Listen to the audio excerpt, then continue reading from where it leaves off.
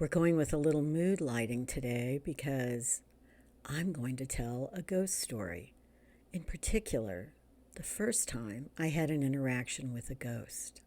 Now, for those of you who do not believe in ghosts, feel free to switch off this video. But for those of you who do believe in ghosts, I've had a lot of interactions with ghosts in my life. It is part and parcel to me of being spiritual because spiritual encompasses a lot of things, not just the way you live your life or what you believe in, but also just the things we can't explain at all. And part of that are ghosts. Now, I've read the explanations for why there are ghosts, but I don't know that I totally understand what makes a ghost happen. In other words, why does somebody die and they basically stick around and they're confused and they're lost and they don't realize it's time to move towards the light or go to heaven or go wherever they're supposed to go? And that I don't understand completely either, I'll be honest with you. But I can't deny that they exist. I've had too many interactions and sensations and feelings of them to not believe in them. So the story I'm going to tell you today happened when I was 19 years old, and I had just transferred in the middle of college to a very old historic college in Williamsburg, Virginia, called the College of William and Mary. And that's where I ended up graduating from.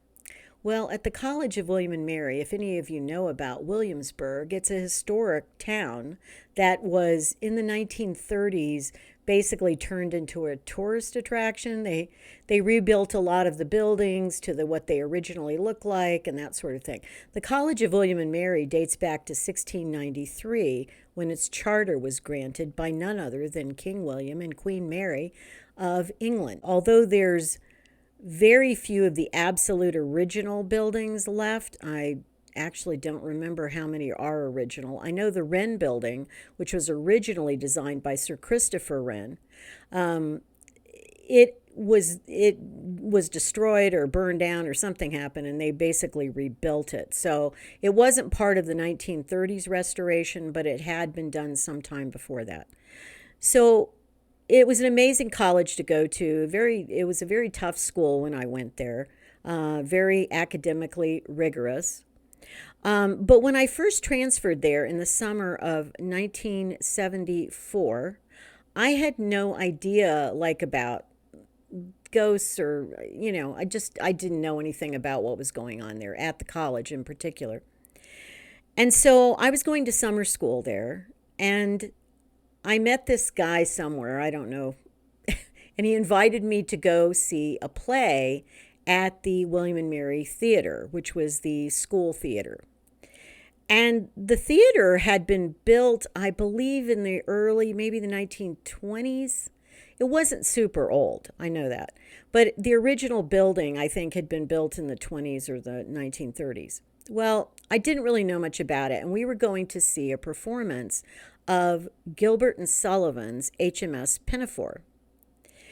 And like I said, I didn't really know this guy well. I probably talked to him a few times or whatever, and this was kind of our first date. And so we go to the theater, and he had gotten us seats almost in the back of the orchestra section of the theater.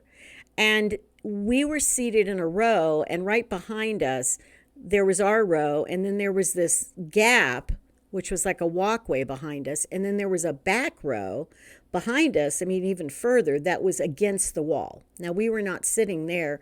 We were sitting right in front of where the walkway was at the back of the theater.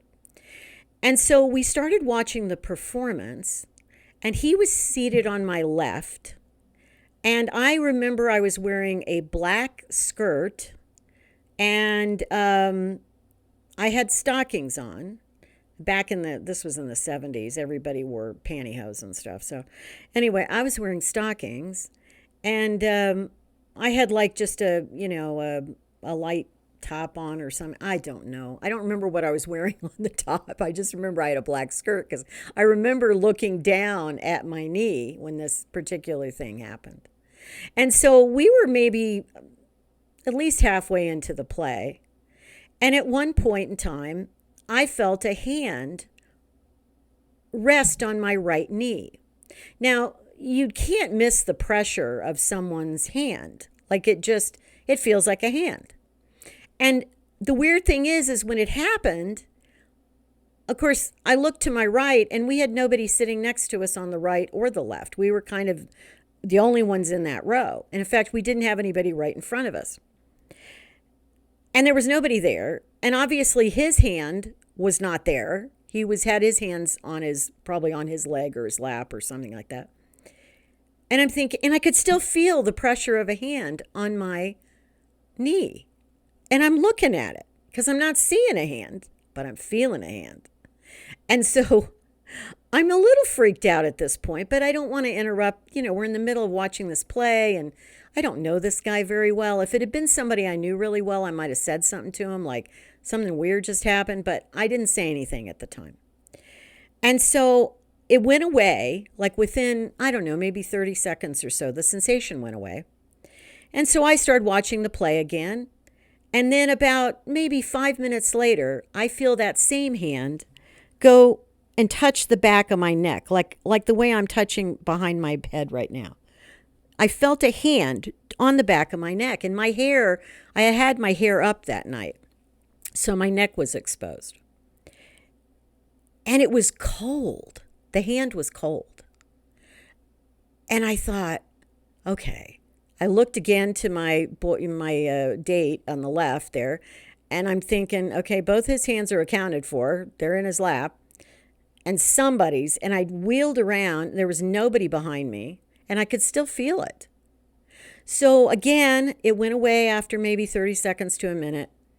And I was a little freaked out at this point because I knew I always had believed in ghosts, but I had never actually had a ghost touch me before this. This was my first real encounter with a ghost where they actually touched me. And so I wasn't sure it was a ghost at that moment. I mean, I didn't know what was going on.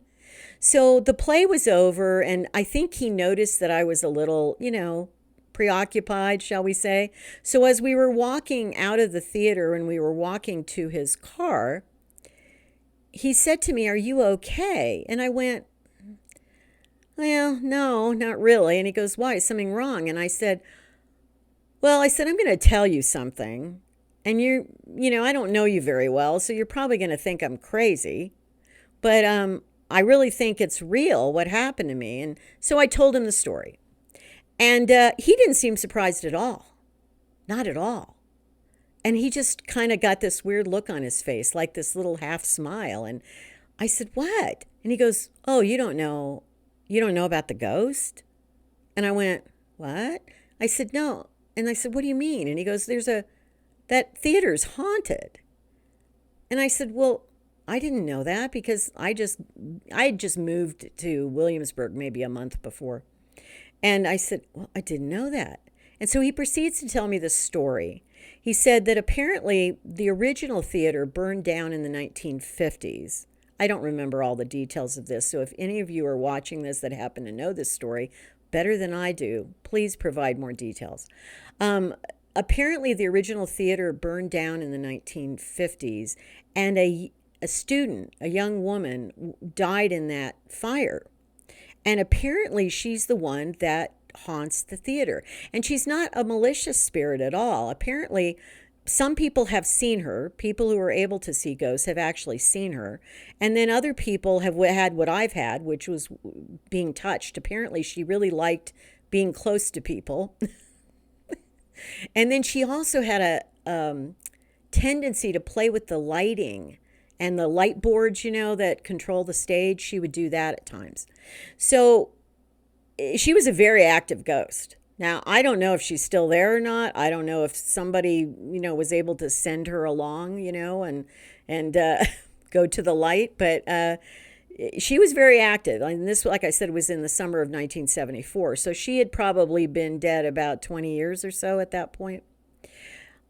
So he just thought it was amazing that I had this experience. I mean, he was just like, "Wow." He says, "I never feel anything," kind of, thing. But he had believed in it. People had told him stories before.